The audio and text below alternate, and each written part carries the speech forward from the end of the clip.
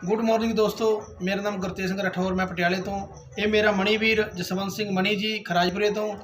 ਤੇ ਇਹਨਾਂ ਨੂੰ ਕੁਝ ਟਾਈਮ ਪਹਿਲਾਂ ਮੈਂ ਫੂਡ ਸਪਲੀਮੈਂਟ ਦੇ ਗਿਆ ਸੀਗਾ। ਇਹਨਾਂ ਨੂੰ ਪ੍ਰੋਬਲਮ ਸੀ, ਖਰਾਟੇ ਬਹੁਤ ਮਾਰਦੇ ਸੀਗੇ ਤੇ ਇੱਕ ਇਹਨਾਂ ਦੇ ਤੇਜ਼ਾਬ ਬਣਦਾ ਸੀਗਾ, ਗੈਸ ਬਣਦੀ ਸੀਗੀ ਤੇ ਦੂਜਾ ਇਹਨਾਂ ਨੂੰ ਮਤਲਬ ਪ੍ਰੋਬਲਮ ਸੀਗੀ ਪੱਥਰੀ ਦੀ। ਤੇ ਹੁਣ ਮੇਰਾ ਵੀਰ ਮਣੀ ਦੱਸੂਗਾ ਉਹਨਾਂ ਨੂੰ ਕਿੰਨੇ ਟਾਈਮ 'ਚ ਫਰਕ ਪਿਆ ਆ ਤੇ ਕਿੰਨੇ ਕੁ ਪੈਸਿਆਂ 'ਚ ਫਰਕ ਪਿਆ। ਮਣੀ ਵੀਰ ਦਰਸ਼ਕਾਂ ਨੂੰ ਦੱਸੋ। ਸਤਿ ਸ਼੍ਰੀ ਅਕਾਲ ਜੀ, ਮੇਰਾ ਨਾਮ ਜਸਵੰਤ ਸਿੰਘ ਮਣੀ, ਪਿੰਡ ਖਰਾਜਪੁਰ ਰਾਸਪੁਰਾ ਤੋਂ, ਪੰਜਾਬ ਤੋਂ।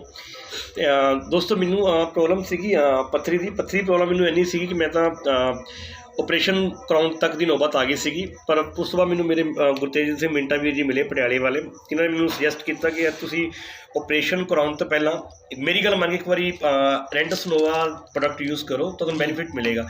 ਸੋ ਵਾਕਈ ਮੈਂ ਬਹੁਤ ਥੈਂਕਸ ਕਰਦਾ ਕਿ ਆਪਰੇਸ਼ਨ ਕਰਾਉਣ ਦੀ ਨੌਬਤ ਮੇਰੀ ਆ ਚੁੱਕੀ ਸੀਗੀ। 26 mm ਦੀ ਪੱਥਰੀ ਤੋਂ ਮੈਂ ਲਾਸਟ ਵੀਕ ਚੈੱਕਅਪ ਕਰਵਾਇਆ ਤਾਂ ਮੇਰੀ ਉਹ ਪੱਥਰੀ ਸਿਰਫ 4 mm ਦੀ ਰਹਿ ਗਈ ਆ। ਅਤੇ ਨਾਲ ਹੀ ਉਸ ਤੋਂ ਬਾਅਦ ਜਿਹੜੀ ਮੇਰੀ ਪ੍ਰੋਬਲਮ ਸੀਗੀ ਸੋਲਵ ਹੋਈ ਹੈ ਗੈਸ ਦੀ। ਦੋਸਤੋ ਬਹੁਤ ਪ੍ਰੋਬਲਮ ਸੀਗੀ ਗੈਸ ਦੀ, ਅਤੇ ਪਲੱਸ ਭਾਜੀ ਤੇਜ਼ਾਬ ਬਹੁਤ ਬਣਦਾ ਸੀਗਾ ਅਤੇ ਹੁਣ ਦੋਨੋਂ ਪ੍ਰੋਬਲਮਸ ਮੇਰੀਆਂ ਬਿਲਕੁਲ ਠੀਕ ਹੋ ਚੁੱਕੀਆਂ ਨੇ। ਸੱਚ ਹਾਂ, ਇੱਕ ਹੋਰ ਗੱਲ ਕਿ ਜਿਹੜੀ ਸ਼ਾਇਦ ਮੈਨੂੰ ਮਿੰਟਾ ਵੀ ਨੇ ਦੱਸੀ ਨਹੀਂ ਸੀਗੀ, ਮੈਨੂੰ ਦੋਸਤੋ ਖਰਾਟੇ ਮਾਰਨ ਦੀ ਮੈਨੂੰ ਬਹੁਤ ਪ੍ਰੋਬਲਮ ਸੀ।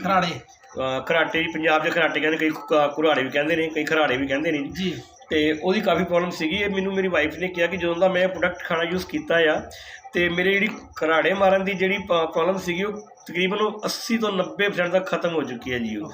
ਠੀਕ ਹੈ ਜੀ, ਕਿਉਂਕਿ ਮੈਨੂੰ ਇਹ ਪਤਾ ਨਹੀਂ ਸੀਗਾ ਕਿ ਇਹਦੇ ਨਾਲ ਮੇਰੀ ਖਰਾਟੇ ਮਾਰਨ ਦੀ ਵੀ ਪ੍ਰੋਬਲਮ ਸੋਲਵ ਹੋ ਜਾਏਗੀ, ਹੈ ਨਾ।